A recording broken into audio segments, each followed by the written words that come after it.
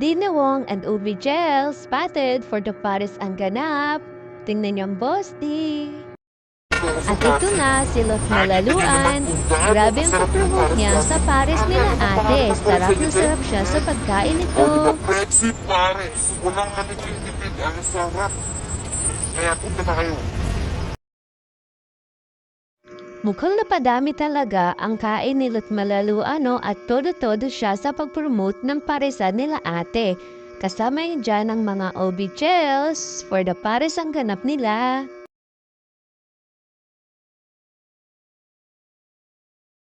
Si Tang naman nagpadagdag pa nun sa babay ate.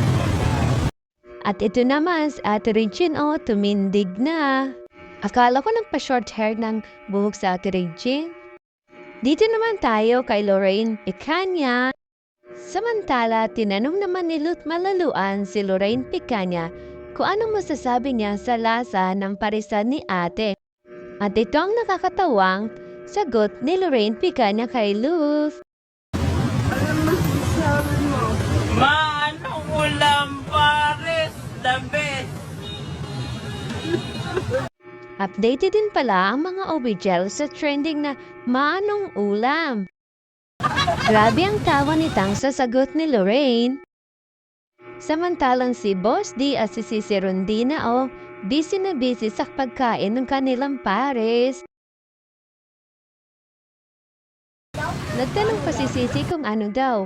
Mukhang hindi ata updated ang ating Sisi Rondina sa trending na maanong ulam. Tingnan naman ang reaction ni Mean. After nila mag-Paris, ito ang OB Gels, nanunood ng PBL Games. At tingnan nyo naman si Sisi Rondina, nakataas pa ang ganyang paa.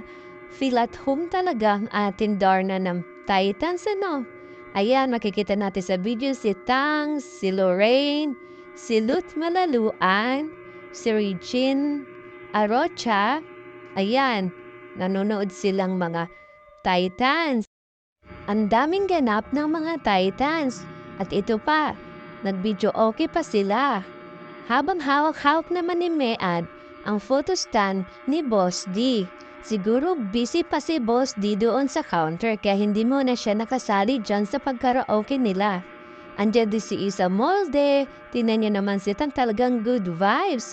Tuwang-tuwa talaga. Pati din si Sisi Rondina at si Lorraine may pakaway-kaway pa. Ang saya talaga ng mga Titans basta magkasama talaga ang mga ito. At syempre, hindi mawawala ang group picture at andyan na ang ating Boss D.